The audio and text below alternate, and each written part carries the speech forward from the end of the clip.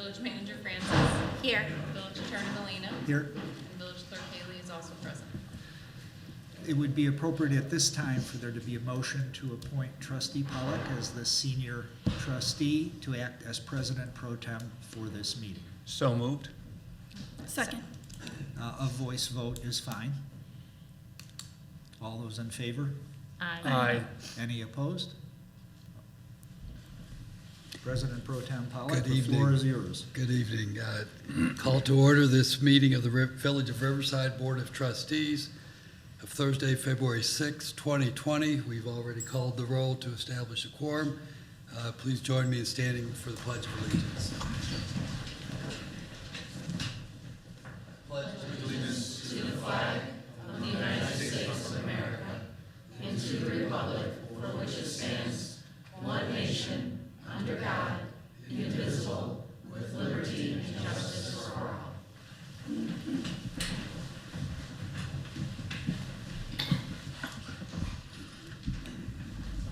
First on our agenda is public comments. Anyone who wishes to address the board on something not on the agenda or on the agenda for later this evening, please feel free to stand up, identify yourself, and address the board. Thank you.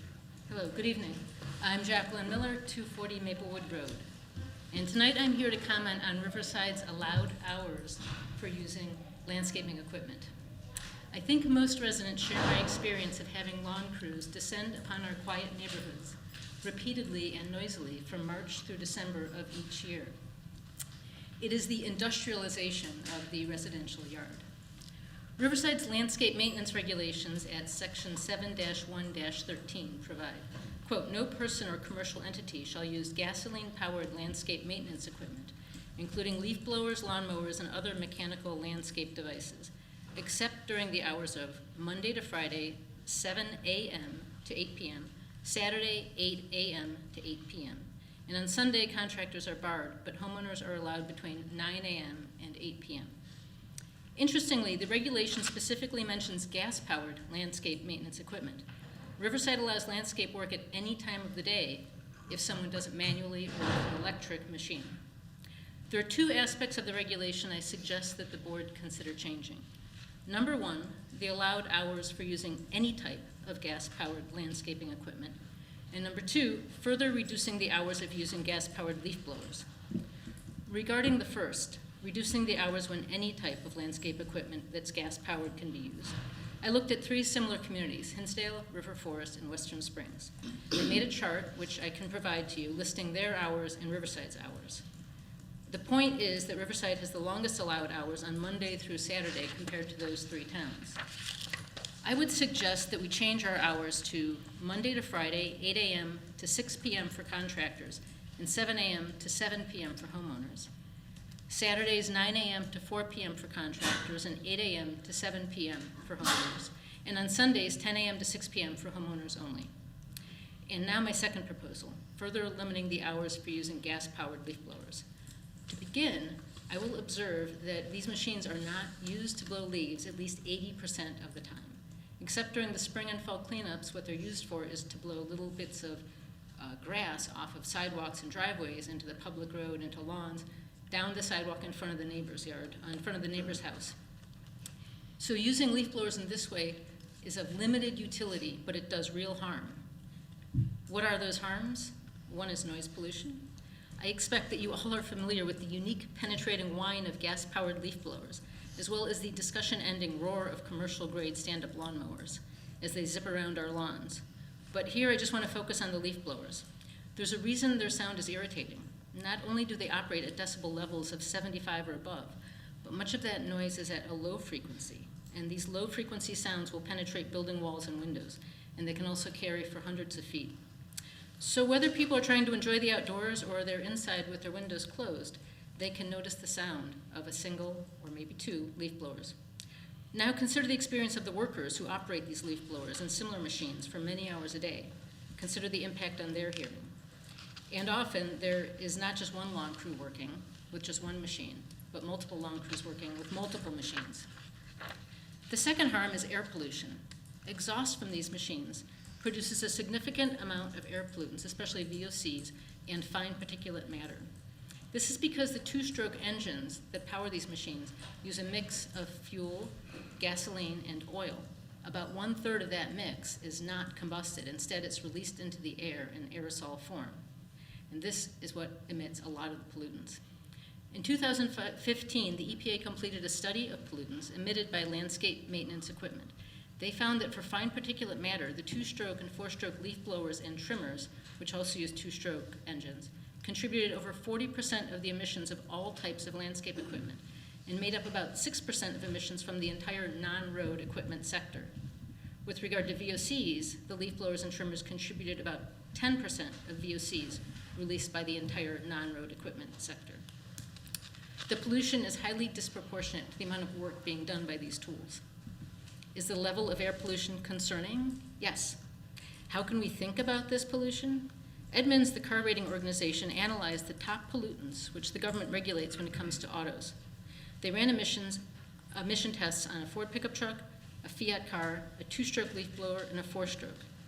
Per minute of operation, the leaf blowers emitted many times the pollutants of either the pickup or the car, per minute of operation. There's one particular non-methane VOC that was emitted at 300 times the level of the Ford Raptor pickup truck. So that means if you stood next to a Ford Raptor pickup truck or you stood next to a leaf blower, you'd be inhaling up to 300 times the amount of these non-methane VOCs.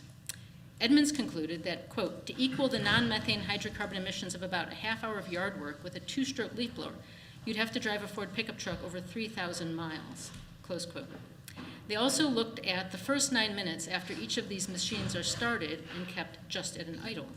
In those 9 minutes of idling, a leaf blower emits air pollutants that the pickup truck will equal only after driving 235 miles. So I have the Edmunds study in here, which I can provide to you also. This air pollution is a real threat to human health, especially the workers who use the machines. And I can't quantify here the cumulative health impact on other people who aren't actually using the machines, but I don't think it's negligible. The third and last term I'll mention here is the greenhouse gases generated.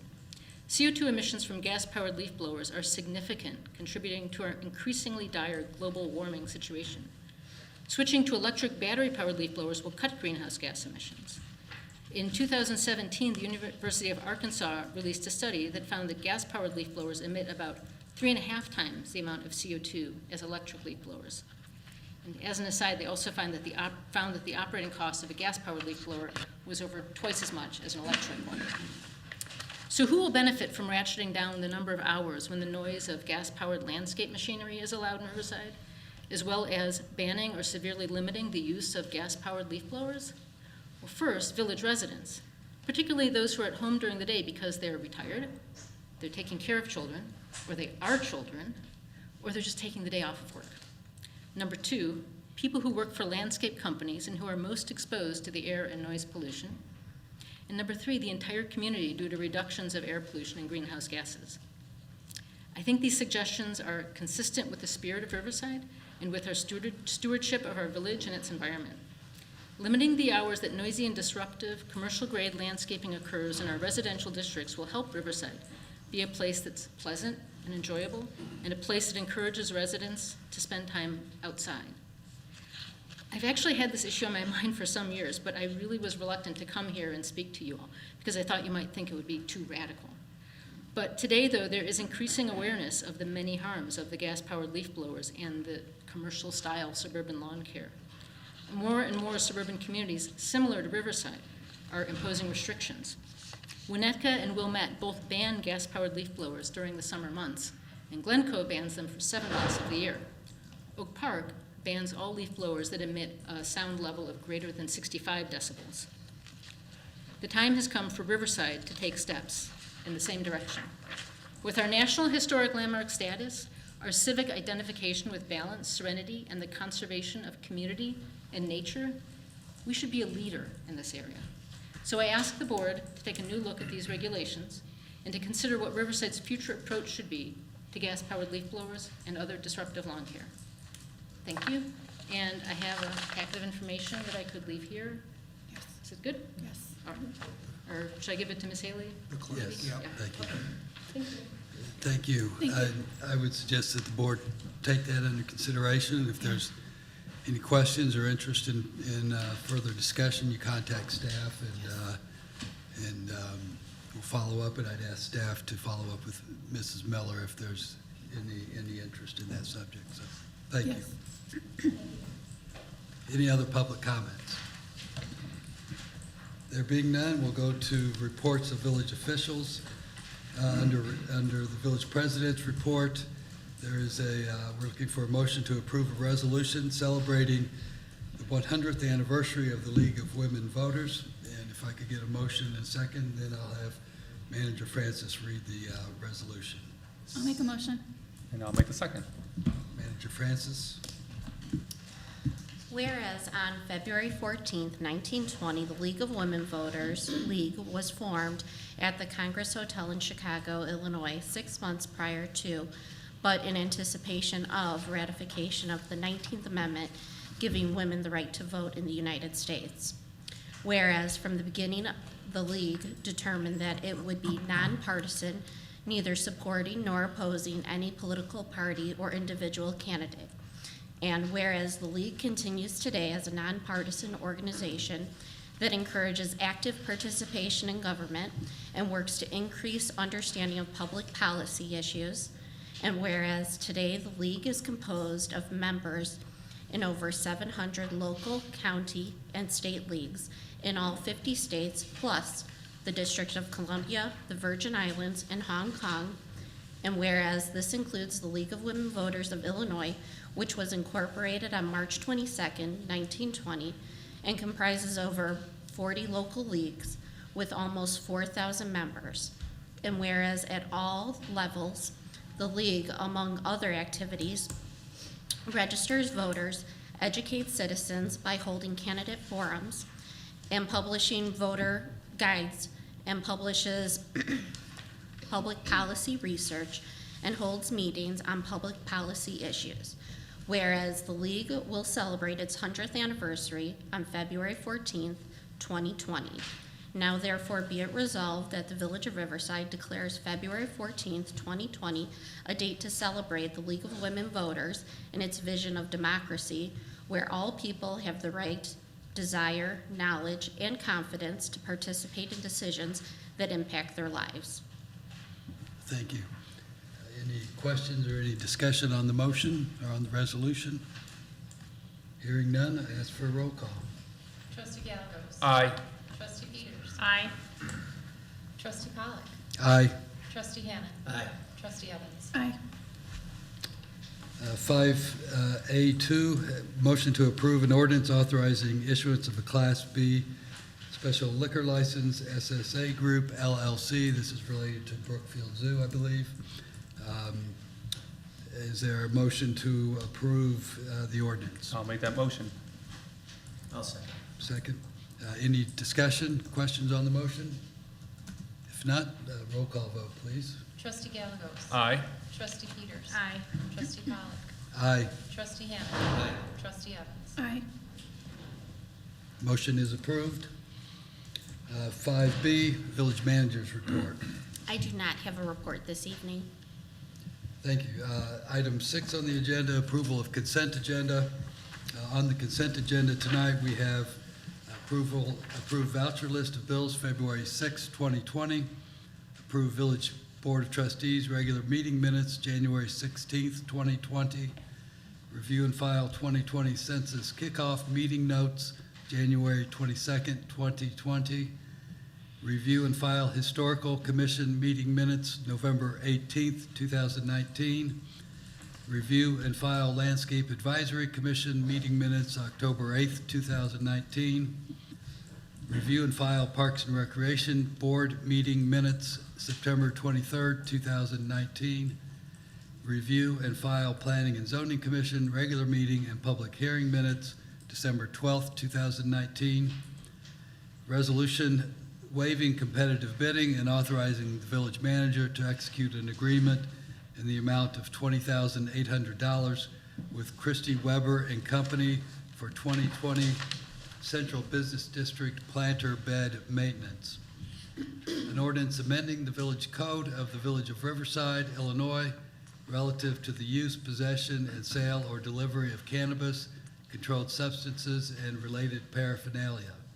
And finally, an ordinance amending the village code of the Village of Riverside, Illinois, relative to parking time limitations on a portion of Scottswood Road. Do we have item J removed from the consent agenda? Item J is removed from the consent agenda. Do I have a motion to approve items 6A through I for approval? I will make that motion to approve it. Trustee Gallegos? Second? I'll second. Second, Trustee Evans, please call the roll. Trustee Gallegos. Aye. Trustee Peters. Aye. Trustee Pollock. Aye. Trustee Hannon. Aye. Trustee Evans. Aye. The consent agenda is approved, with the exception of item J. Item J is an ordinance amending the village code of the Village of Riverside, Illinois, relative to parking time limitations on a portion of Scottswood Road. Trustee Hannon had some questions, I believe. Absolutely, and first of all, I am happy to see this on the agenda. By way of background, what we're seeing are a number of people not using the commuter lot and parking in front of the Presbyterian Church. My concern is, as originally proposed, this ordinance would have brought the no parking zone only down, I believe, to the driveway of Presbyterian Church, given the fact that there is a walking path right at the end of what would become the no parking zone. Does that simply move the people who are looking to skirt the commuter lot, put them right in front of residential homes without really changing their walk materially? So, I would like to see that no parking area, and I believe it's from 8 to 10 weekday mornings, extended down further so it has the intended effect of not having people using Scottswood Road as a de facto free commuter lot. Thank you. I probably should have asked staff to give us just a really brief overview of what we're considering here so the public knows what we're talking about. Chief Weitzel? Manager Francis and trustees, yes, the initial review for this location came from the Presbyterian Church. So we did a 2-week study with our community service officer to count the cars and see where those registrations on those license plates, just for the sense where they Riverside residents or out of town, and if our CSO could see where they were walking. And almost exclusively they were commuters that were parking in that area. Basically the stop sign on Scottswood and Berry Point to the driveway and a little bit past. There was anywhere between 4, 5, 6 cars every single day. Sometimes as many as 10, but some of those would be cars that people were going into the homes farther down Scottswood, so those are probably visitors. So I brought this to the manager and to the board for time limit parking. After going back and forth, we decided that it would be weekdays in the morning only for 2 hours, because that's who was parking there, was these commuters. The initial concern from the church was just to the driveway. So that's why it was presented that way at this time. I didn't do beyond that, but the trustee is right. There are cars that do park. That would be a westerly direction from that driveway. So sometimes it's a mix, though, of residents that are there. So also, when I did some preliminary measurements, and if we were to do 800 feet, I think that it would capture the issues that we're seeing, and so it would hopefully preclude people from making that additional walk and utilizing the commuter lot, which does have available parking there for daily parking. So if we were to change the ordinance as presented to be 800 feet, and I'm sure Lance could state what exactly that would read, I think that would be an effective solution for this item. And again, the concern is that there is a walking path that almost makes parking in front of those residential houses, if the restriction ended at the driveway of Presbyterian, an even shorter walk for them than they currently had. So it would not really have the intended effect of having, people permanent parking all day, rather than park in the commuter lot where there's spaces available. I guess I have a question, more of just a theoretical question. I think I get in theory what we're trying to avoid. My question is, these people are going to continue to park like this, and so where are they gonna go next to do this? If they're not gonna park here, we've all done it. We've all, parked in a place where we need to access something and we're parking a couple blocks away. And so are we just moving this problem someplace else? And is it is it something that can be better addressed in a different way, I guess, is my question. And I don't know exactly what that would look like, but my concern is that we block this off and then they're gonna go someplace else, or they're gonna go toward Harlem. And on some level, are we just, is the message to the village, unless you're parking at the commuter lot, don't park on any city streets if you wanna commute in? Is that our message? And if that's fine, if that's it, that's where I'm trying to figure out where the line is. And I think you make a good point, or at least the church made a good point about accessing the driveway as being a reason to clear that space. But if the secondary reason is to avoid commuters parking in that area, trying not to pay for the commuter parking, that's another reason, and I'm fine with that. But I think we need to think through that because it will create ripple effects elsewhere. We know people who do that throughout the village. I think what we can do preemptively is, if these modifications are made, those that we see, we can leave a letter on their vehicles notifying them that it's been brought to our attention that perhaps you are a commuter parking in a non-commuter area, and putting them on notice that there will be time limits imposed, so that they know that they should probably be parking in the parking lot. If it continues to be a problem, then that may be something that we need to further engage our traffic engineer, if that's something that the board wants us to continue to try to address to alleviate these concerns of residents. So we have had concerns of residents of the parking right along here, is that what it? Yes, It's I to the- have okay. had a couple of residents on Scottswood have reached out. Got it, okay, understandable. Any other questions, comments, discussion? So then if the board is desiring to pass this as proposed with Manager Francis's description of the 800 feet, and in the version I have, it still has noon. In the version before the board, it's 10 a.m., 8 to 10? No, it's 2 hours, but it's 8 to noon. So it's. Oh, limited I've got it. 2-hour Okay, parking. so then the current version would be a motion to approve the ordinance as presented with the following change, that it would now read, on Scottswood Road, on the southerly side from the intersection of Berry Point Road and Scottswood Road, for a distance of 800 feet, comma, Monday through Friday, from 8 o'clock a.m. to noon. And if the motion were made with that wording, it could be passed this evening. Is there a motion to that effect? Trustee Hannon moves to approve the ordinance as amended. Is there a second?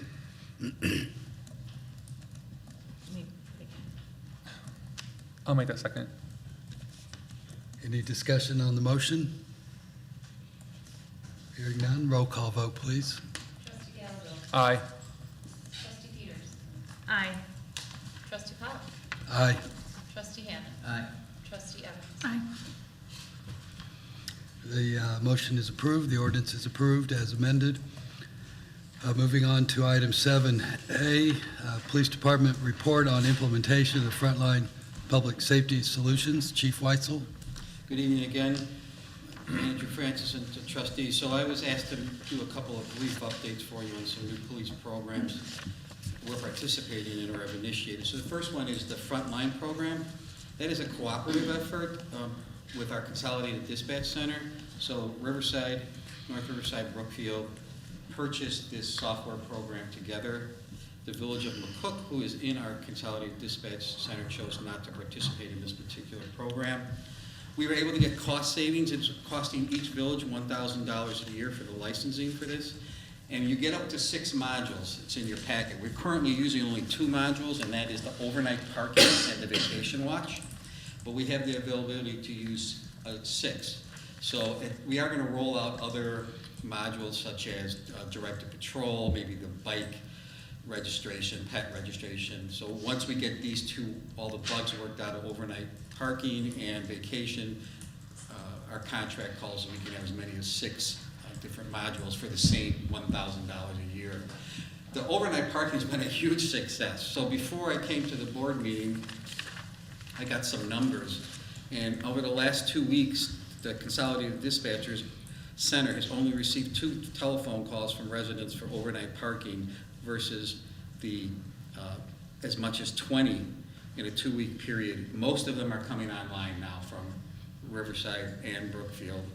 Ours has significantly gone down, the telephone calls to the 911 center, and residents are using it either on their laptop, their desktop, or you can use your phone to put that in.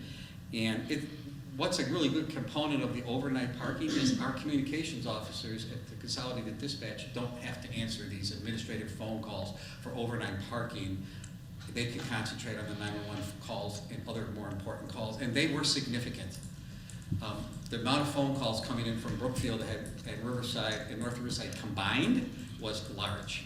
So they were taking daily administrative phone calls, usually in the nighttime hours, maybe after 6 o'clock or so, and residents would call for the overnight parking. So I talked to the executive director, and it's brought their caseload down, so to speak, significantly. I've had positive comments from residents, especially about the overnight parking, and it allows us to track much better too, and we can even print out reports. So in the future, if this board wanted a report on overnight parking or something, it would be extremely easy for us to present that to the public and present that to the board. The vacation watch has been very successful. Residents can just go on there, and officers can note on there when they do it, and residents can get an email from us saying that we checked your property. That was not possible before. So I'm going to be looking at probably the bike program and maybe the directed patrol. What the directed patrol program is if you want us to do speed enforcement on your block, for example, you can submit a application over the phone, your phone or computer. It'll be assigned to an officer on a shift, and when that officer does the patrol there or watches the stop sign for violators, you get a response. If you put your email in there or your phone, it allows you to tell us whether you want a text message or phone, and it sends to you that we were there for this amount of time on this day, and it has a box in there that the officer can put in his actions. And it's a direct contact between our residents and the officer without having to go through our Consolidated Dispatch Center. So I think for the $1,000 that we're paying, and it was a reduced cost because all 3 communities got in, I think it's a fantastic tool. And if anyone has any questions, I can answer further on that program. Do you have any comments? Questions or comments from the board? These are very good services for the residents. I would encourage residents to take advantage of them. The vacation watch, in my opinion, is very helpful when you're away from your property. You can call the police and they will know you're away, and as they're doing their routine patrols, I assume you go by and take particular notice of an house that you know is empty. So please take advantage of those services. Thank you, Chief Weitzel. And the next program, if you'd like me to go on to that one, Sure, would be the please do. RING program. So I was in front of the board several months ago, talked about us joining the RING neighborhood. And if you remember, I told you that RING had been purchased by Amazon, so there was a very slow process. At that time, there were 402 law enforcement agencies in the RING neighborhood when Amazon purchased it. When we joined and Amazon accepted our application from the Riverside Police Department, we were over 600 nationwide. And exactly what that does, I'll tell you what it does and what it doesn't do. It allows us to post on RING neighborhood questions, So if we had a garage burglary in your neighborhood, we had a garage burglary at 2 a.m. If anybody has any video they'd like to give us, or anybody has any information, you can send it to us one-on-one. You can also send us direct messages. You can also send the police video that you post on the portal. Residents have been doing that anyway, so some residents that have been a victim of like package theft, they have emailed us their Ring videos already. This just gives us a way to do the direct communication, and it does in many ways allow our detectives to get that information without having to do a canvass of the actual neighborhood if we get the information, so it saves time. You can have other videos, so if you have another product that's not Ring, and one that our residents have called me about is Nest. So some residents in Riverside have Nest videos. That can be also loaded on this same portal. In fact, they will accept any video if you're trying to give the police information on crimes. We cannot force you. It's 100% voluntary, and we cannot come and just say that we're going to take your video. So the Cook County State's Attorney's Office will require that Riverside Police would have to get a search warrant or a warrant if we wanted to get video against your will. So if you had a crime happen where we wanted that video for part of our investigation, it would have to be some very serious crime. We can't force you to do that without going to a judge and getting a search warrant, which is a very high threshold. And I want to make clear that this is a standalone program, that these Ring cameras or the Nest cameras in Riverside are not tied to the camera program that this village board approved for the street cameras. It's not one system, it's not the same system. The other system is a standalone system, and this is a standalone system. I've had some residents that thought all these cameras were tied into one overall system, and that is not correct. Thank you, Chief Weitzel. Any questions, comments from the board? Well, again, thank you very much, and you have another item on the agenda. So the KOL study, trustees, that is on here, Manager Francis asked me to put it on because this board, we expended money in 2019 for this study, and this came to us from a resident that lives on Long Common Road that actually approached the village. She has young children, and she takes her children during the summer months almost daily across Long Common to the parks, and she was looking for an improvement in the crosswalks, the design of the crosswalks, the striping of the crosswalk, and she was possibility of having a path into the park. But if you see on the diagram, she was talking about into the baseball park area and also the top lot across the street. Myself and Director Bailey met with our traffic engineers at the scene. We did a walkthrough, and we came back and told the manager that it'd be a better project for us to look at, to give to the board to consider for a CIP project in 2021, because the projection is anywhere between $40,000 and $50,000 in expenses. Plus, the board would kind of have to decide whether we would just do crosswalk improvements, if that's where they wanted to go.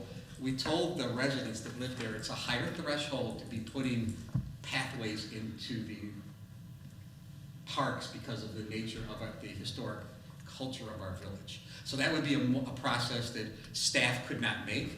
So the manager suggested that we show you where we're at, and Director Bailey and I plan on bringing this back to the board during the CIP budget for 2021. We just wanted you to know where we stood now. Thank you, Chief Weitzel. Any questions on this?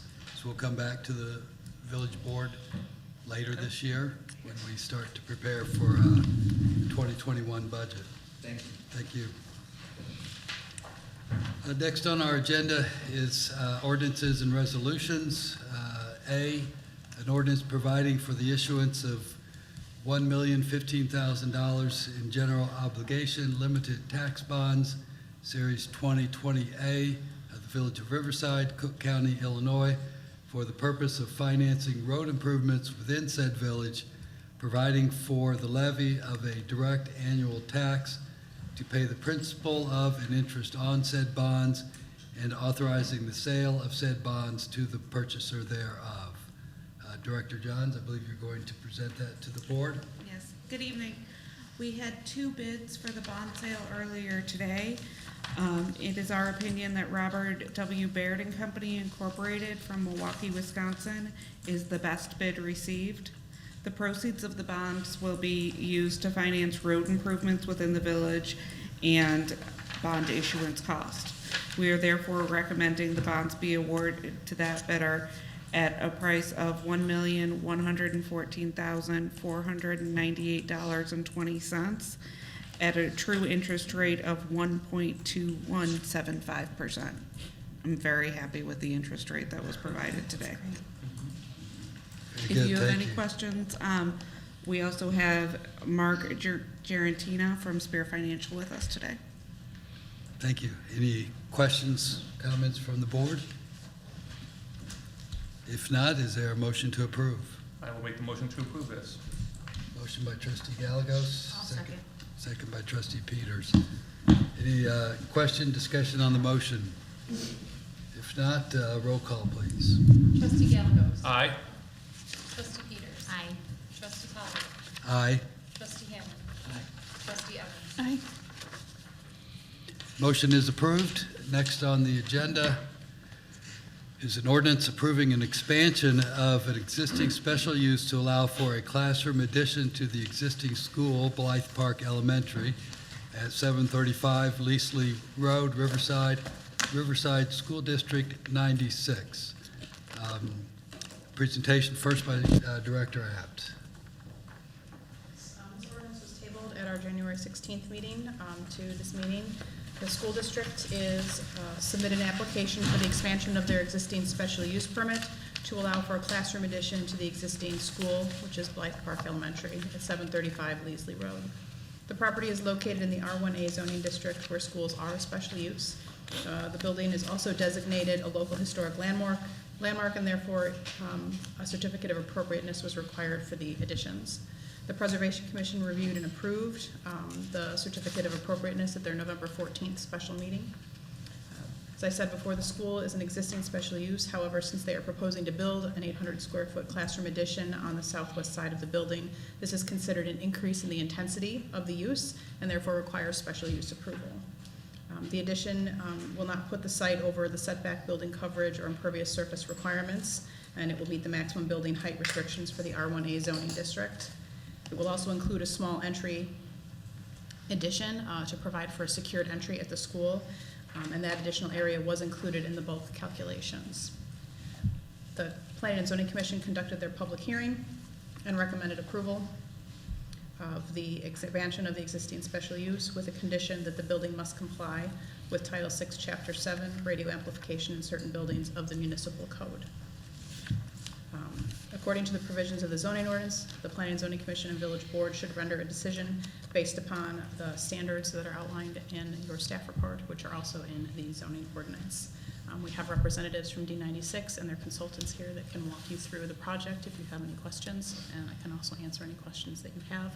I did provide you with some additional materials, just based on some of the questions that I had received from some trustees. So you do have some pictures of what the view from Blythe Road of the school, where the addition is going to be going, as well as some additional materials that were provided to the Preservation Commission as they were going through the certificate of appropriateness process. So they did provide 2 elevation options, and so what was presented to the Planning and Zoning Commission was with a wood-cladded siding. I showed you here in the additional information renderings that show a brick facade as opposed to the wood cladding facade.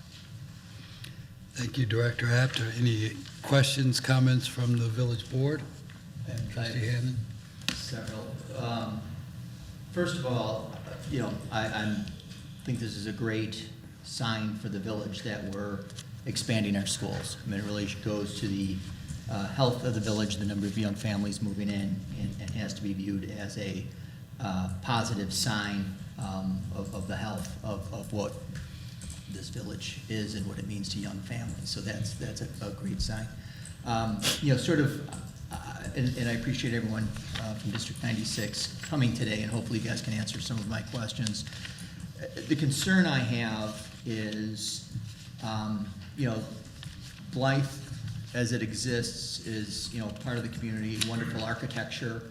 I think every resident, even if they don't attend school there, through Parks and Recreation, have found their way through that facility, and really blends well with the sort of that area of the village. And sort of when I saw these pictures I wanted to get a handle of, is the addition, best case scenario enhances that environment that we have, or really, I think our charge as a board to make sure that it's not detracting from that area, either through the optics, the materials, and sort of going through this meeting, and apologize that I had to miss last meeting, really went through and tried to understand what did preservation, what did they look at, what were they concerned about, what was planning and zoning worried about. And so, I guess my questions are, first of all, a little confusion. We have two pictures, I think, of the same improvement. Is that? In your packet, you have the picture of the wood cladded siding, and then I provided the additional picture of what it would look like with just the brick, using the brick rather than the wood cladding. Okay, and that was one of the issues that I believe was discussed at the Preservation Commission, and one of the questions was brick versus the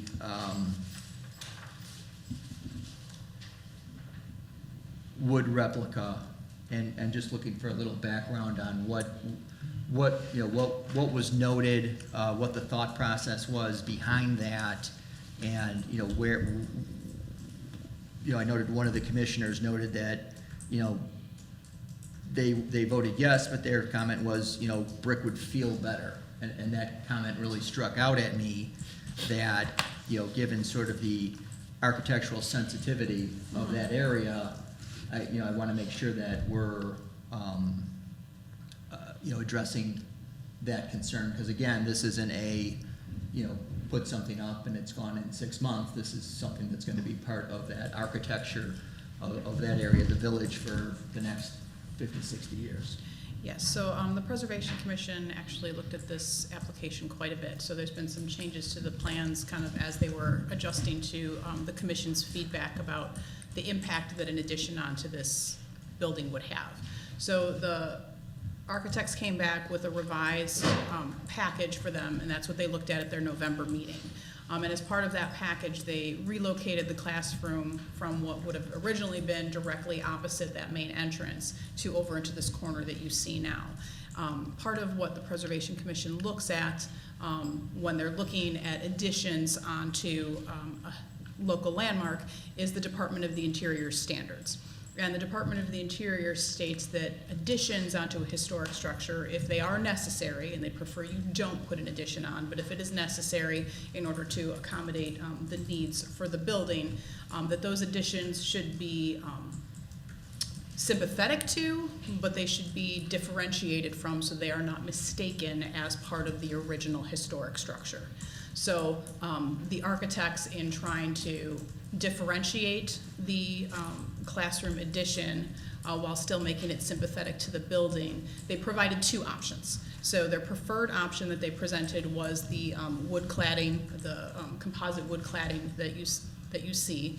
That was their preferred, but they also proposed doing a brick that would match the existing structure. So they did provide both of those, and they said that the cladding would be their preferred choice. The commission did review that, and they ultimately approved it with the cladding. They felt that it was important to provide for the differentiation. They all thought it was a good material. Nobody really had too much of an issue with it, although the one commissioner said that he just felt that the brick felt better.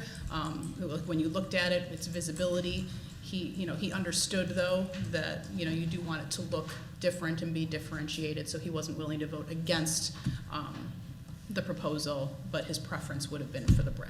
So nobody had any issue with either material, but they did approve it as presented with the cladding. And I guess I share that concern, just looking at the rendering in color with the I don't know what we're calling it, the fake wood, the wood veneer. It's a wood composite cladding. Wood composite does that, is that sort of blend with the architecture of the surrounding area? where, you know, right now we have Blythe, which is glass and brick, a very iconic view. Most of the homes surrounding that area, you know, I won't say all, but many are brick as well. And the low slung nature of the building lends itself to sort of, you know, ramps up as part of the architecture. And you know, you know, the wood looks this way in the rendering. You know, is it gonna have that same wood-like approach, you know, when it's put up? Maybe, maybe not. I know they're gonna try their best, but we know what the brick is gonna look like. So that's where, you know, the Preservation Commission, you know, they're the one, you know, they're have that background. I do not, but just that one comment, you know, it's really struck out at me as and I went over and looked and just tried to visualize. Okay, if we had a composite wood siding that was a little off, you know, that would really change the nature of that's part of the village. And I think as a board of trustees, you know, we you know, want to make sure that we can maintain the beauty of the architecture and landscaping of you know, our public buildings. So, and then just one other sort of question on the standards. One of the standards was at planning and zoning, the proposed use will not cause substantial injury to the value of the other property in the neighborhood. The only analysis I saw of that standard in the minutes, actually it was not discussed in the minutes other than everyone agreeing that it did. It was unclear what they based that decision on. And then in the zoning application, there's a statement just simply that they don't feel that this would cause substantial injury. And I'm just wondering what was the basis for that feeling, or if there was a discussion with the immediate neighbors, or what sort of community involvement there was to get to that conclusion. Again, you know, I sort of use the analogy, you know, you take an inappropriate building, you know, Central is a very beautiful building where it is in the neighborhood. You take that building and put it where Blythe is, and it's very inappropriate, which would probably have a negative impact. You know, I want to make sure as part of this addition, we're minimizing the risk that something goes up that's deemed to be, you know, not quite what it should be, and that sort of drives down the value of the neighboring areas. Yes, at the meeting, there were some questions about the material, but ultimately none of the commissioners at the meeting expressed any concern about the look of the building as proposed. There was no residents that came to the meeting, so nobody expressed any concern. You know, from a resident's pushback, there was nobody at the meeting that expressed any concern, and I did not receive any phone calls from residents saying that they expressed any concern about the proposed elevations for the addition.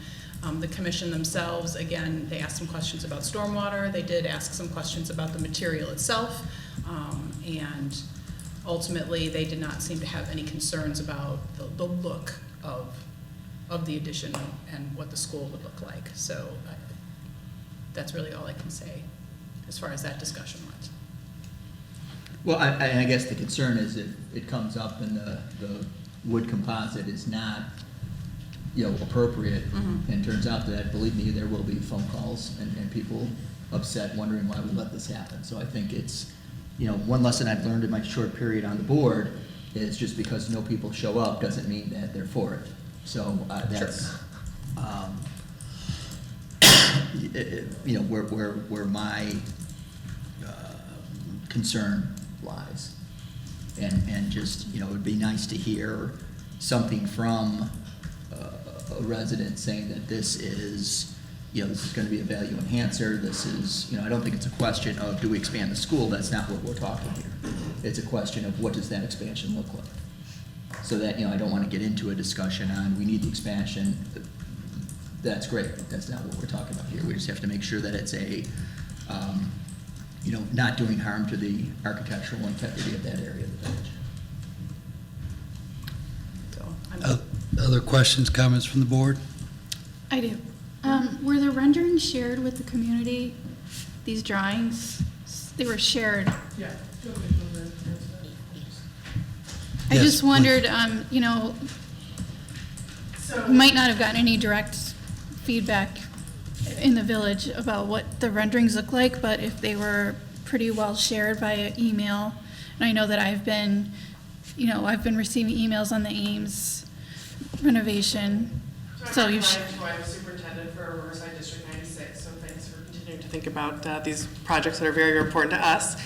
And I agree, certainly, because they represent growth and development in the community, and we're excited that we have more and more families wanting to receive the high-quality education in District 96. So this has been a several-year process for those of you that have kind of followed the process along. We've had a facilities advisory committee that's been made up of our staff members, school board members. We have very regularly shared these with the community as the projects have evolved. So these particular renderings have been shared at open public board of education meeting. They've also been shared at a couple different community forums. They've also been up on our website. So we do feel like we've solicited a lot of feedback from the school community, and we certainly look to share it with the larger community. Schools tend to get mostly feedback from parents of students in the schools.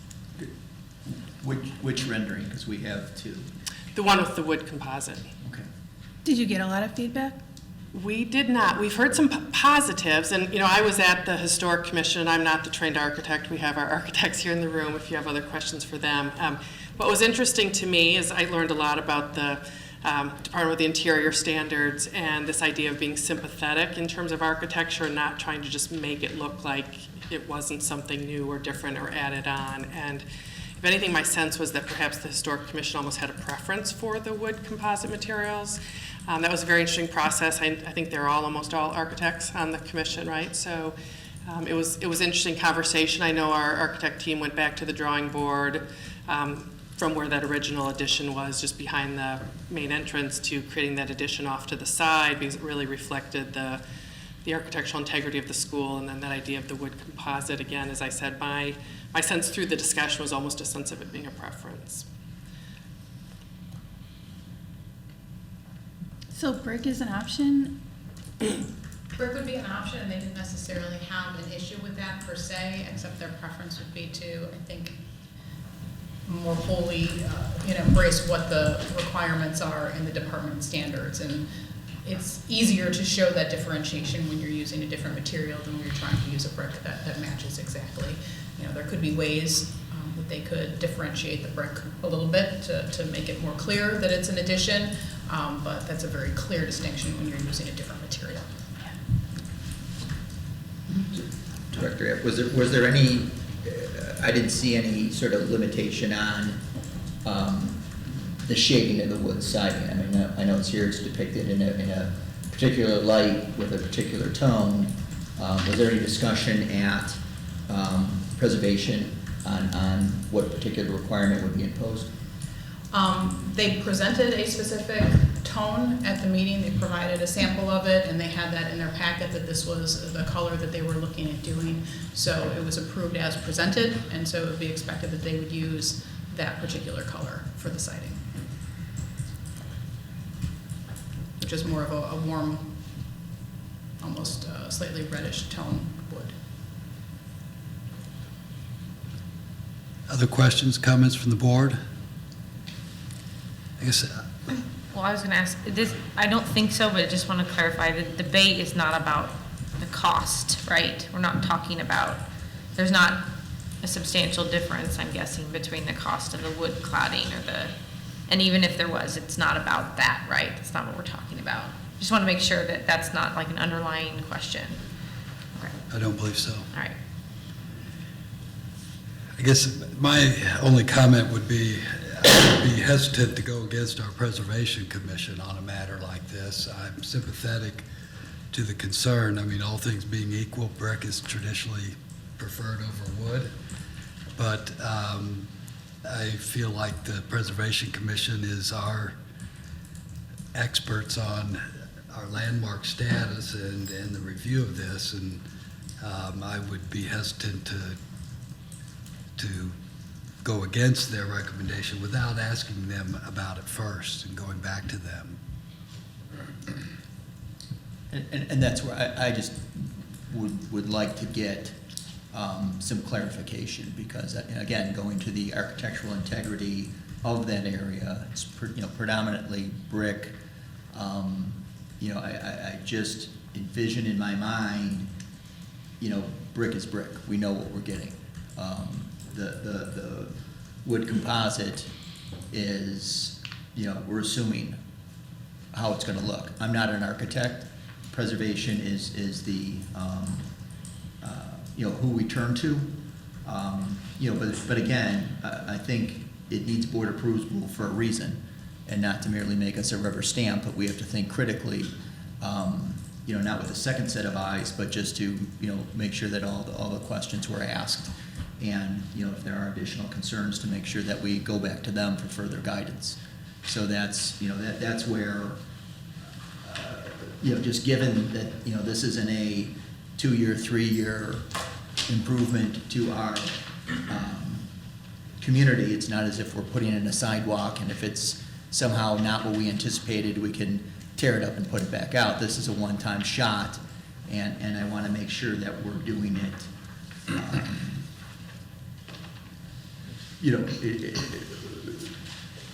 with the right intent. Yeah, that's a very good point.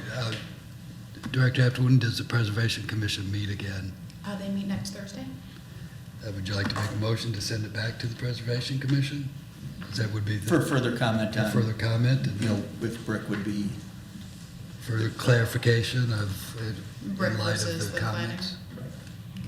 Can I just ask how that will affect the timeline? I know this is a very tight timeline for Blythe's addition. Is that gonna create any issues by not getting the special use at this point?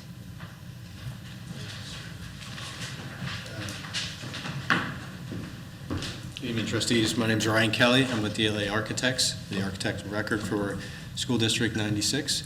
In answer to your question, the construction schedule would be impacted. I guess I'd try to get an idea of if we go back to historic next week for further comments, when we would be then reviewed at the village board. So that would really determine, what our delay would be. Can we have this back in 2 weeks to the board if the preservation comments next week, and then bring it right back to the board the following week? Yeah. The 2 weeks, 2-week delay? Okay. Does that affect you that much, or? At this point, everything's an impact, but 2 weeks is something that we can certainly, in order to do the right thing and make everybody comfortable with what we're doing, then, that's something that we can do. Absolutely. What do we want to ask them to discuss further? I think we want them to consider Trustee Hannon's comments on brick versus the wood siding, and just get their reaction to that, knowing that there's at least some doubt at the board level about what the appropriate material would be. Well, I do want to ask, how easy is it to match the brick that's existing now? That's been for decades. We have matched the brick. We'll be using that brick that we're matching. I've got samples if you'd like to see them. On the front secured entrance, there will be brick that matches the existing brick And there. the mortar too, it's not such Yep. an issue then? The mortar as well. So that's regularly done. So we've already selected that, and it was submitted with part of our package. So that specific brick is something that, we'll adhere to. What changes would be made to differentiate brick in order to meet the designation guidelines? In terms of the classroom addition, or both? At the secured entrance, we're looking to, at request of the Historic Preservation Commission, keep the addition really coplanar with what it was initially. Part of what was important about the original building were these views through that main entrance, so we wanted to maintain that. So at their request, there isn't a lot of differentiation in that secured entry. It's really just moving that front facade out about 8 feet. With the classroom addition, what we did there is, actually, give me one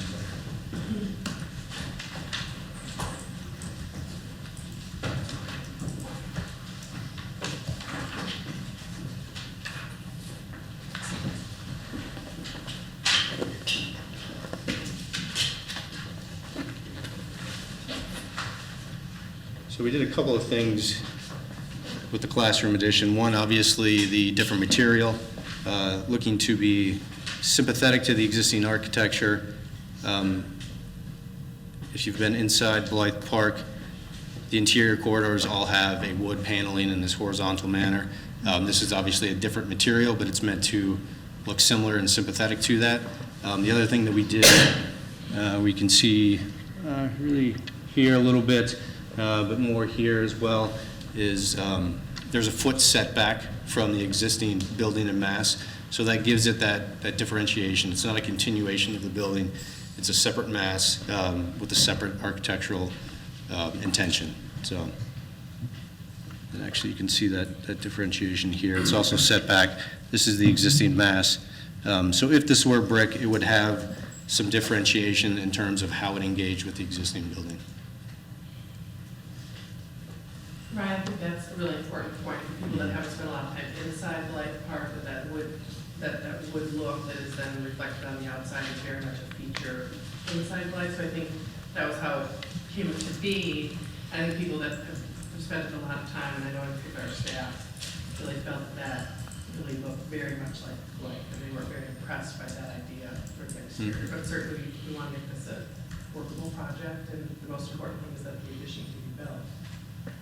There were several design characteristics of the original building. As we studied them and learned about them, they were the views through the building, the three masses of the building that were connected by those low entrance points, and then the materials, brick, glass, steel, and then the last being wood, and this horizontal paneling that only exists right now in the interior.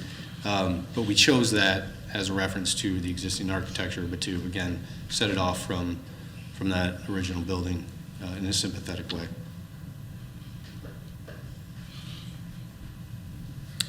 Other questions, comments? I guess I would just wrap up.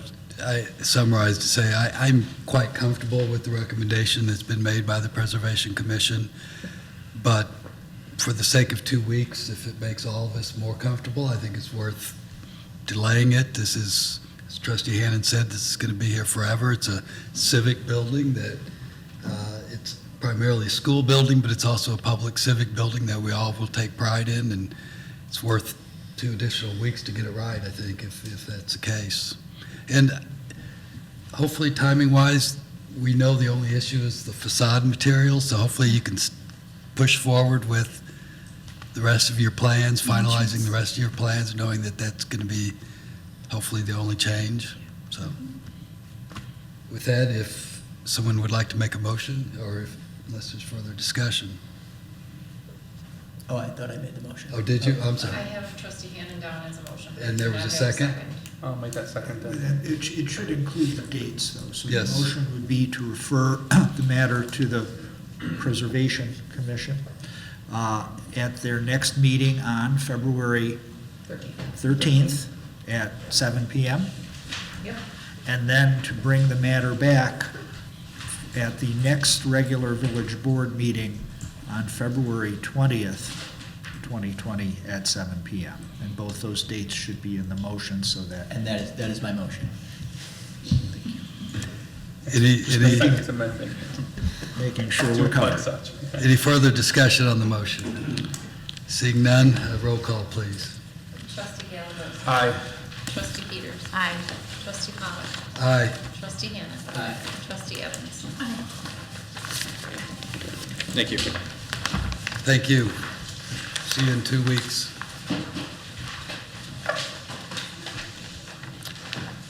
Let's see.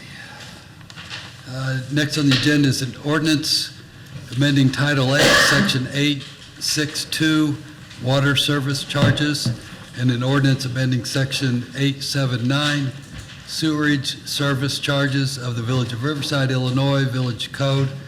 Director Johns. Good evening. The village board discussed increasing water and sewer rates to adjust for additional personnel and administrative costs at the November 21st, 2019 meeting. A couple of the items that were asked to be brought back were the effect on both the minimum bill and the effect on the average bill. The total annual bill based upon minimum usage would increase 3.53% or $18.60 annually. The total average annual bill would increase 4.34% or $40.92 annually. That's based on an 11-unit usage charge for the average bill. I'm sorry, what was the standard bill? The average bill was 11 units, so that annual increase is $40.92. And I'm sorry, the question was the number you gave us before, for the minimum bill? The minimum bill. What would the increase? Oh, I'm sorry. $18.60. Great, thank you. That's the annual increase, right? Correct. Any questions, discussion? Just to refresh my recollection, is this a increase to cover the common administrative cost that the village incurs in administering the water? This does not reflect a increase in fees that we're being charged from Pollock? Correct. This is the administrative cost. Beginning several years ago, I think 4 years ago now, the board asked staff to make sure that the water and sewer fund is paying their proportionate share of staff costs, both operating and capital costs. I calculated out what that increase in staff cost has been since our last rate increase, and that's how I came up with the 62-cent increase. And what is the timing as far as when, between the time we approve this and when it takes effect, or do we have sort of deadline to approve this so it takes effect at a certain time? Currently, the ordinance reads that it would take effect January 1, 2020, which we have not billed for yet. So it would be first appear on the bill that would go out end of February. Okay. Any further discussion? Is there a motion? I'll make a motion. Motion to approve the ordinance, is there a second? I'll make that second. Second. Any discussion on the motion? If not, roll call, please. Trustee Gallegos. Aye. Trustee Peters. Aye. Trustee Pollock. Aye. Trustee Hannon. Aye. Trustee Evans. Aye. Motion is approved, ordinance is approved. Moving on to considerations. Considerations of Berkeley Road traffic calming measures. Chief Weitzel, please. Good evening again. Trustees, before you is a recommendation from staff and the entire senior staff. If you recall, back in September 2019, we met as a staff with our professional traffic engineering firm on Berkeley Road at the request of the residents, both for traffic there and the fact that they believed that there would be a new business coming in on the corner. So in the packet is their report, that's our traffic engineer's report with 3 modifications. Recommendation from staff, and that is all the staff, the Director App, Chief Buckley, myself, Director Bailey, who then made that recommendation to the manager, that we go with the least intrusive. And one really big component here that we're recommending that for is because what business would go into the abandoned business there now would play a significant role in what happens to that driveway in the back of the business that exits to Berkeley Road. So if that was to remain open by whatever business went there, or they were to close that off, or they didn't want entrance and exits from there, it would really shape what that road would look like in the future. So we're recommending that the board consider, if you want to make it one-way out, which would be eastbound to Harlem Avenue, that we start with signage only. You can see Director Bailey has an estimate in there for under $500. We would probably start that. Originally, Director Bailey said when the weather gets warmer, but we might be able to actually use existing poles. We'd have to look for that. The police department would do some monitoring in the beginning. We would probably do some traffic enforcement there as warning, not enforcement. And we're well aware that, you know, some people will not just listen to signage, but it's a start. And the other modifications, if you read through the packet, really call for either half closures or full closures And we believe as a staff that would be inappropriate not knowing what business would go in there. And the director at Chief Buckley and Dan Tabbing, they were all at the scene with us, so if you have any questions for any of the staff, they could answer them for you. Thank you. I do have a question. The residents in the townhomes on the north side, were they discussed with that? Yeah, they actually came out and talked to Chief Buckley, so if he wants to come up, the residents actually engaged him when we were out there. Yeah, they were concerned with what we were looking to do, if we were looking to cul-de-sac it and things like that. They were not in favor of that. They do want to have some access to get out eastbound onto Harlem. So I agree with Chief Weitzel. Signage is probably the easiest place to start and see how it goes, and then base it off of that and where we're going to go in the future from there. Was there also discussion on the speed zone going down from 25 to 20? Nothing about the speed zone, no. The speed would, at the recommendation of the engineer, would stay the same. Okay. For if we did closures, we would have to probably look at a different modification. So, and one modification we might look at if the signs don't work, which would be, is when Director Bailey bids for striping for his capital improvement budget, that maybe that they're eastbound, we put arrows too on the roadways that would show out. But we would do that at a later date when he puts out the thermoplastic bidding for next year. Okay. All right. That's my questions for now. And Chief, as I understand the proposal, this is a wait-and-see approach, that we do stage one and see what happens, and then at some point in the future, look to expand into stage two if appropriate. If you could just expand on sort of what analysis would go in, is that something that you would initiate or some other department would initiate, or would the neighbors have to request that? I just want to sort of understand how we go from phase one to phase two, or how do we not? Actually, so the phase one would be just the signage, right? And we could remove the signage even if it didn't work, right? That's a pretty easy solution. If a business was to go in there, a big component would be probably Director App and both Public Works and Fire, because you talk about fire, half closures and closures, we'd have to take into consideration fire equipment, snow plowing, and whatever would be approved by Director's App in her world of the design on how what that company would want to do with that driveway would play a major role on how we would design either a half closure or a closure or not allowed a closure. Because you have to remember there is a driveway, or no, an alley behind there. So we would have to take that into consideration. So I think that the best approach, and I think Director App could comment, that we really have to see what a business would use that driveway for. And I guess the question, would this be in connection with the business going in, or would there be a wait-and-see approach to see once the business is in, is it a problem? I believe Director App could, I think that it would have to be part of their application process. I think it would be looked at as part of the business review of that plan to see if that is a condition of the approval, if we would need to make those improvements. If they need to have that entrance, is there the possibility of closing that entrance off to Berkeley, and kind of what their business model is, what the traffic needs and parking needs and access for service vehicles, dumpster enclosures, things like that, how that can be served. So it would really kind of be driven as part of the review of that, and most likely would be addressed at that point unless it's a very minimal business where it can be a wait and see.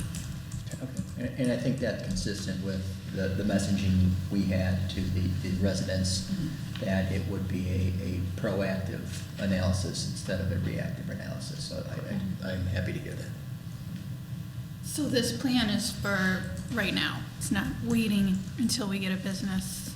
If this board agrees, we'll meet with Director Bailey and his staff, and I believe the signage could be done relatively quickly. And you said that it won't be, it's not like a traffic enforcement situation, it's just warnings? So usually when we put up new stop signs and stuff, if they want the police to do some monitoring for at least the first 30 days, we'll make traffic stops with violations, but we'll give warnings. We don't give citations because people aren't used to the change. So at least for the first 30 days, we just give warning tickets, and that's what we do even when we put up new stop signs. But we would clearly mark those. If you see Director Bailey put the flags on the new stop signs he put on. So we would do some highlighted signage and flags. But as far as enforcement goes, we would not issue tickets. We would issue warnings for the first 30 days. And then what if the residents want to turn right in there to get to their house? Yeah, because an officer would make a stop and they'd say, well, that's not meant for me, right? It's meant for the country traffic. But we can't enforce that way. So we would have to give them the citation or the warning too.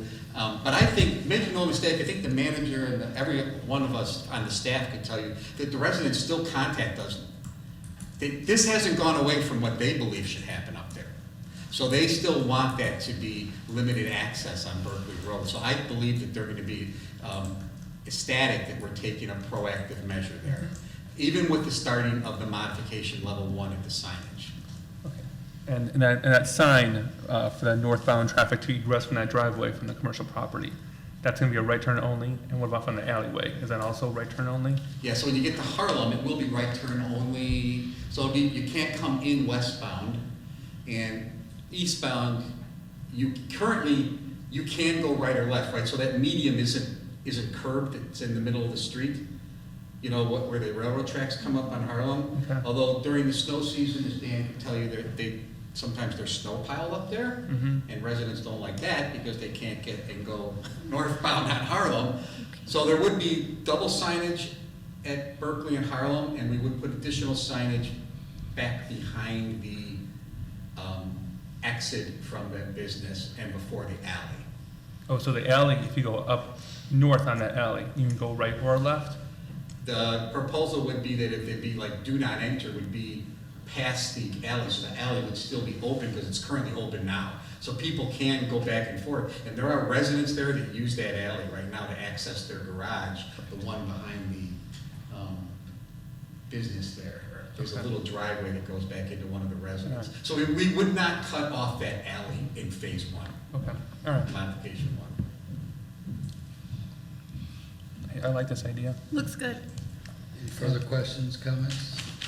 Do we need a motion, or just a consensus on this? Consensus. It's under my Consensus for the board to proceed with the signs? I think it's a great idea.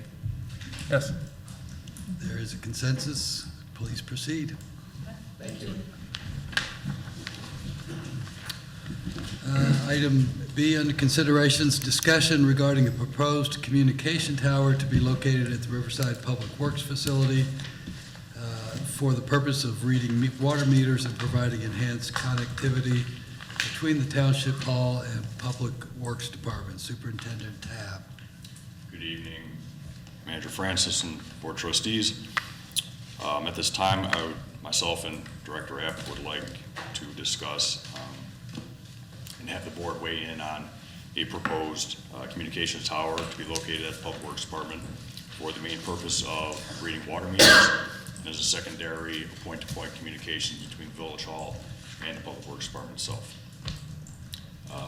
If you don't mind, I'd like to, for the people at home that don't necessarily have an agenda pack in front of them, kind of do a quick overview of the background on this particular topic. So, historically, Riverside has replaced water meters throughout the village approximately every 20 years or determined by the village board. The last meter replacement program began in 2004. It ran approximately 3 years. The majority of the current meters throughout the village are mechanical, and thus over time these meters have become less accurate and are under registering the actual water consumption due to the wearing of moving parts because it's a mechanical meter. This under-registering of the water directly affects the billable amount of water that the village has been able to calculate. Subsequently, the village is losing revenue by not being able to accurately measure the amount of water consumed. In addition to the gradual metering inaccuracies, the meter transmission unit, the MTU, for those of you that have noticed the little cream colored box on the outside of your house, that's the transmission unit, and it has a estimated 20-year battery life. So we are approaching the end of that life cycle of that battery itself.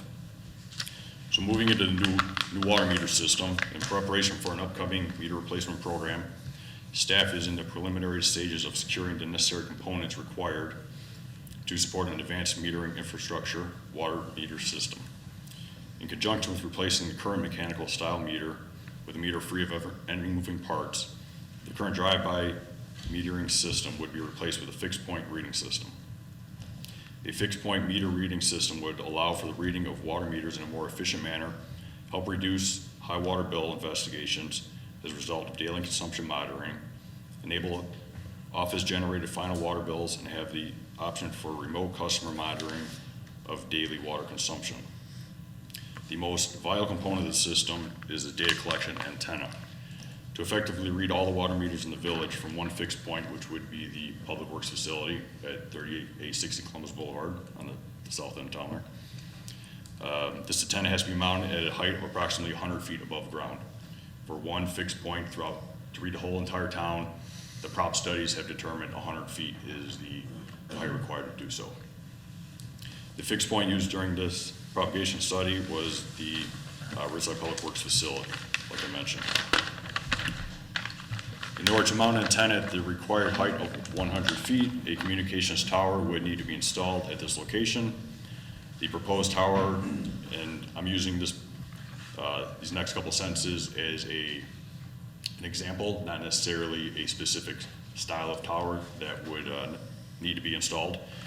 But for this example, and there is a diagram in the packet itself, it would be a triangular shaped tower that would taper from a diameter of approximately 9 feet at the base to 2 foot 9 inches at a 60-foot height, and then it would be uniform from 60 feet to 100 feet at 2 foot 9 inches. This particular style, if you look at page 232 of the packet, is the RT100L. And this style of tower not only would meet the needs of the water meter reading system and the point-to-point communication, but it would allow for future mounting of any communication type antennas or whatever the village might need in the future. For comparative purposes, the communication tower at the village office behind us here directly is approximately 100 feet tall, and the communications tower at RB along First Avenue is approximately 120 feet. The proposed tower would also provide the ability to have a point-to-point connection between the village office, like I mentioned, and the Department of Public Works, which would enhance data transmission. This proposed tower also provides additional space, as I mentioned, for future communications requirements. At present, the tower located behind us at the Village Hall is maxed out with antennas. And the concern is if we were to put any more on there, it would affect the torsion load and the wind rating of the antenna itself. So that is not an option for this proposal. I'd like to turn it over to Director Apt, and she can discuss the zoning portion of this. So wireless telecommunications support structures or towers are classified as special uses in our zoning ordinance in our residential districts. So in order to install a 100-foot tower over at the Public Works facility, a special use permit would be needed. That would need a public hearing before the Planning and Zoning Commission and ultimate approval of an ordinance approving the special use permit by this village board. As you said, we've selected a location over at the Public Works facility, specifically one that's directly north of the building.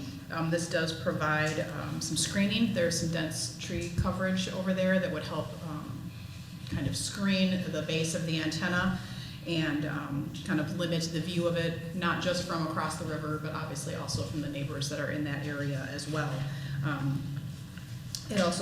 This location also provides easy access to the required power supply and other things that are needed for the antenna, which is another reason that location was looked at. If the village board believes that we should pursue this option, it should be noted that the public hearing notification requirement will only impact properties that are in Riverside Lawn and Lyons. There are no houses in Riverside that are within 250 feet of the Public Works facility. So if the village board would like to provide any sort of individual notification to village residents, we would like some direction on what the village board believes that area of impact would be in order to help us guide the creation of a notification list. I did provide a map showing the 250-foot buffer, as well as one that shows some of the addresses kind of along the river, so you can kind of see what perhaps the area of impact could be for your reference and consideration. It should also be noted that if the village board does not believe a tower should be located at Public Works, we can utilize the North Riverside standpipe to mount the antenna. However, this would not address the current communications deficiencies at Public Works or any future communications needs that the village might have. I have no objection to this. Questions? But how much will this cost? Well, depending on, if we were to move forward, the village board would like to move forward on this, we would go to different tower companies and we would get specs and quotes, and we don't necessarily have to stick with a, like the one package, the triangular cross leg. We can go with a monopole structure. It would depend on our needs, Okay. what we foresee future communication requirements. The base obviously would be different on a triangular because it's a tapered type tower as opposed to a monopole, which is uniform all the way up.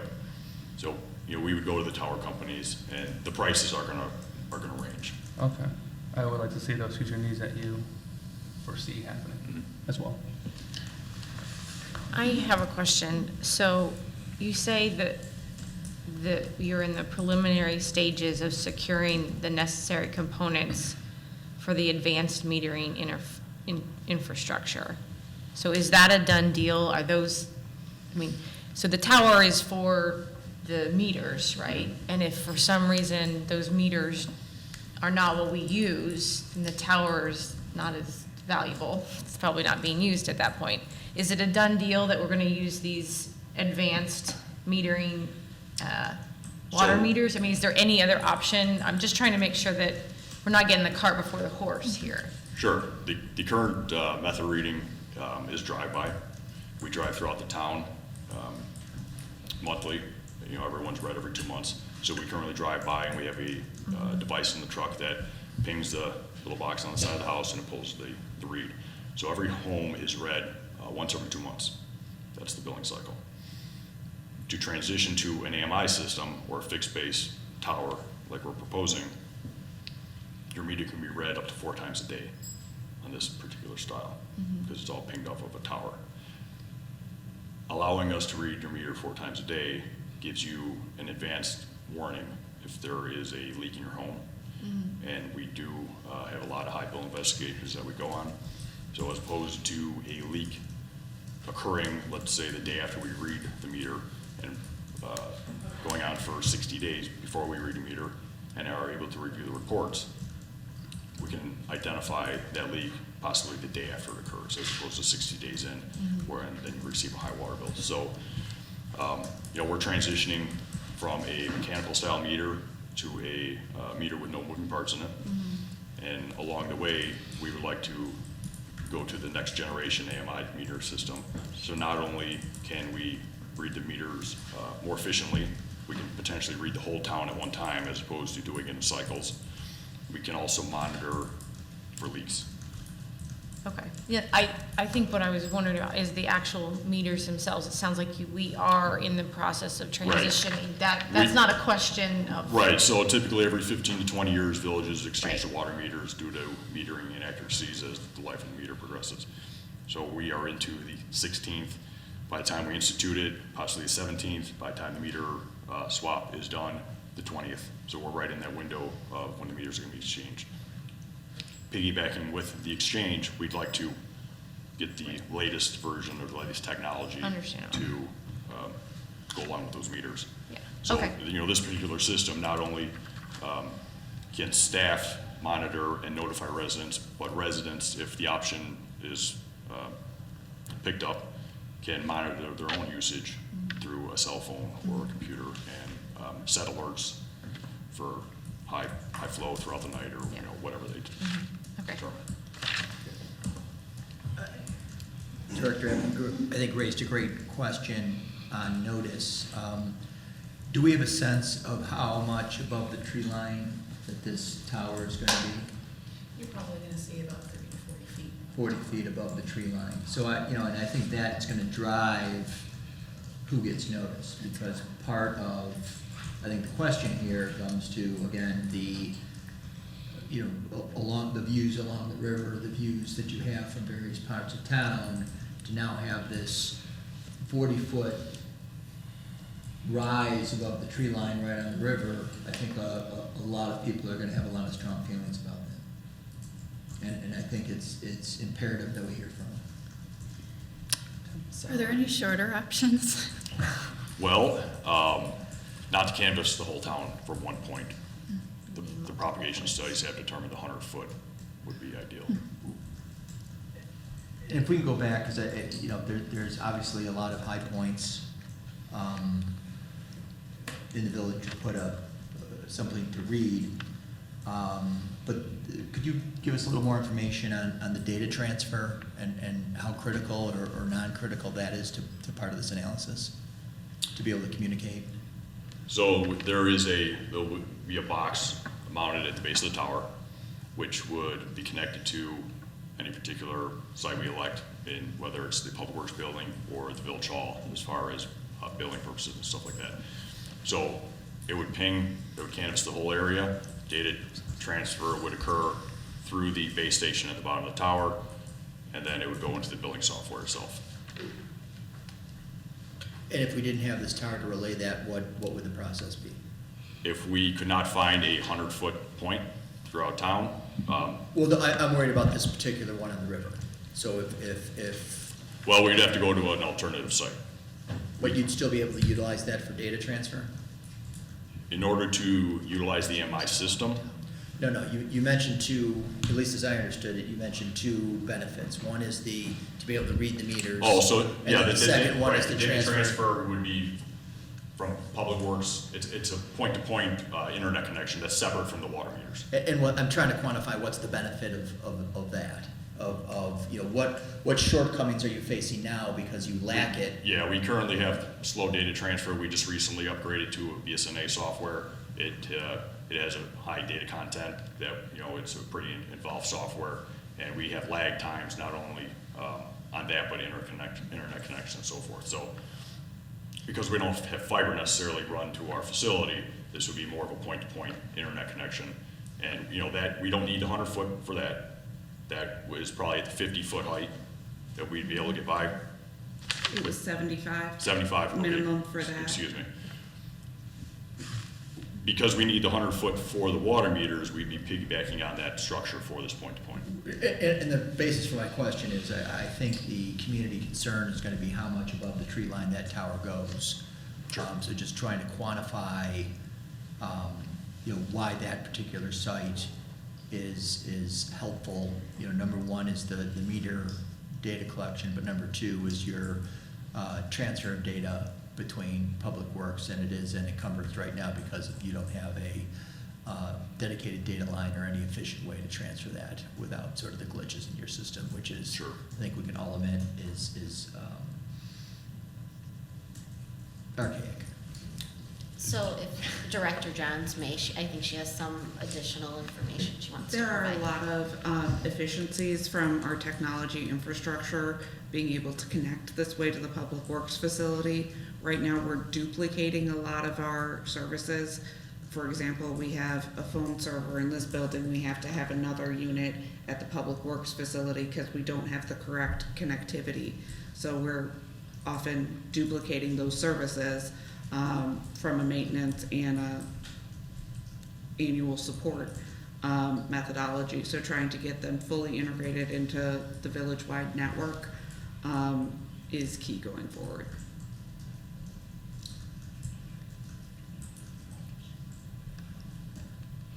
Either situation would require a special use over at Public Works, whether it's a 75-foot tower to be providing that point-to-point or the 100-foot tower to be able to providing that single point for the water meter So, reading. and I guess the question I have is, not necessarily even legally, but from a community input point of view, what is the proper notice community? And I don't, there's a lot of people who are gonna have a lot of opinions on this, and I don't even know how to begin to quantify, how do we give these people notice to say, here's the hearing date, show up and tell us your thoughts on this tower, because it just appears, they don't feel like they've had notice. Again, my goal as a trustee is to avoid the torches and pitchforks. People being very irate at what we do, so I'm a big fan of getting notice out and having people come before this board in the hearing time. So in the materials, you had there's a graphic with the 250-foot buffer. That's a buffer around residents, The right? 250-foot buffer is the buffer, 250-foot buffer from the perimeter of the Public Works facility. So that area that you see in kind of the pinkish reddish color would be the area that would need to be notified per That would be code. required. That's a given. Oh, The other So there's one that not- I it's show not you too shows a little residential. red dot line and then kind of shows all the houses that are on the other side of the river, just so you can kind of get an idea of what the residents are that are kind of facing the river and try to get an idea of where you think that, area of impact. I mean, obviously, you could probably see it from further than from just across the river, but to try to give some perspective on who would kind of be having perhaps the most immediate impact, but again, that's a discussion for the board. But I thought it was important that you know that technically we don't have to notify any residents because they're not within the 250 feet, but obviously, there is, an impact. Yeah, and the question I have, are there any particular commissions that we should solicit the input from? I just don't know. what color is it? Well, the stock color would be a silverish, if they're paintable. So it could be painted white or baby blue. People have done that, kind of blended. Yeah, there are a lot Maybe of green. options. Brown with green on up to top. 40 feet.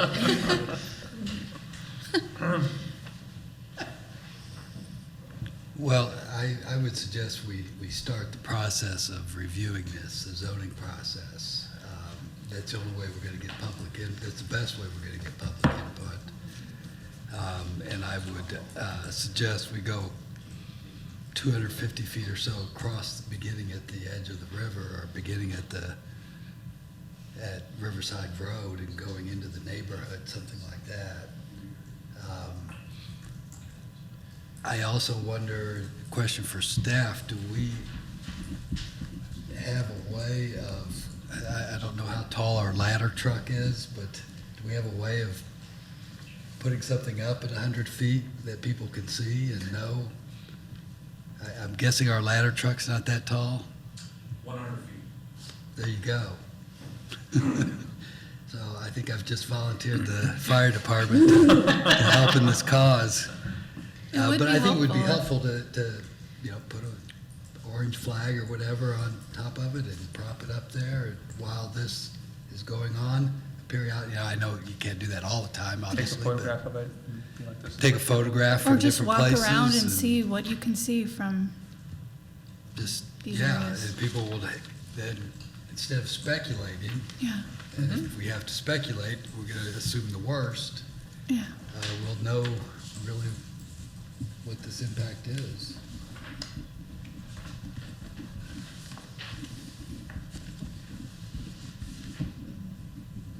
Questions, thoughts on that? I guess the question is, do we want to direct staff to proceed with a public hearing with the Planning and Zoning Commission? Knowing we're not committed to this, even if we go through that process, we obviously will listen to the public and act on the evidence. I think maybe a step before that is I'd like recommendations on sort of the extra legal notice. Since the legal requirements covers just a handful, I'd like more thought given into, other than planning and zoning, is there other community input that we want from particular groups, commissions, to try to be as inclusive in this process as formal or informal. I mean, I think I'd like to sort of hear some ideas. So perhaps, landscape? what I was going to suggest, since we talked about putting the ladder truck up and taking pictures, the board could be advised when that was going to happen. Pictures could be taken from different locations, but board members could then take a walk along areas and then make a decision on how far into the neighborhood it should go, having that information. That might help. And keeping in mind also that by expanding the notice, we're talking about direct mailed notice to individual residences, that we're expanding that. But then there are also all sorts of other ways to get information out to people, and the pictures that were taken could also be disseminated so that people could have a better idea. So, And I guess my comment was more towards,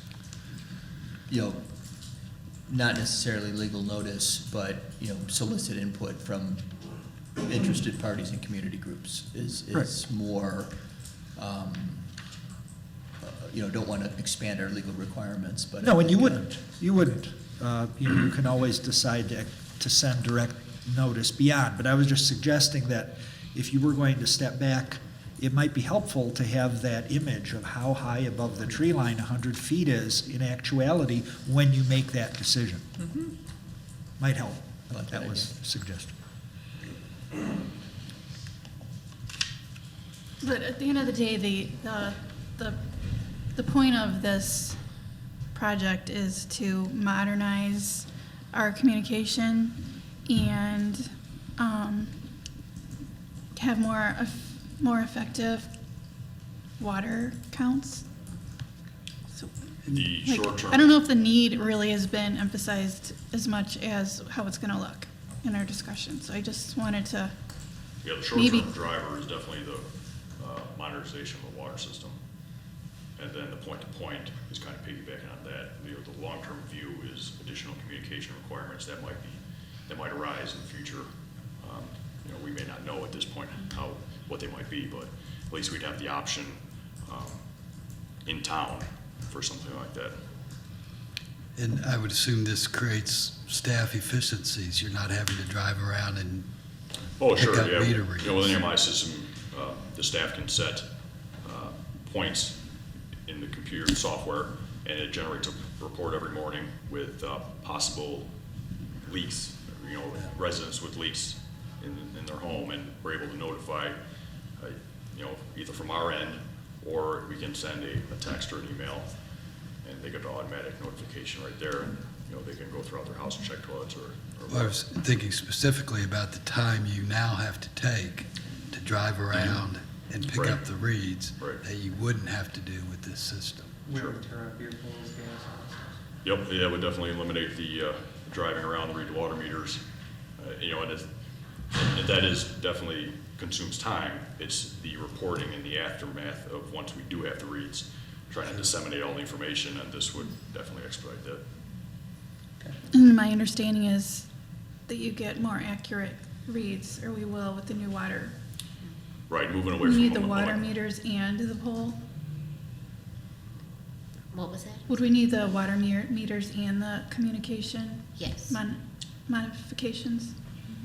Yes, so it's all one package, and so looking at it in totality, I don't think, unless you had a really high water bill, I don't know that people realize the gravity of a leaky toilet over 2 months, and the $800 water bill that comes thereafter, and then trying to explain to a resident that though that wasn't, you didn't intend to use that water, unfortunately, the village has to pay for it, and therefore, since it ran through your meter, you have to pay for it.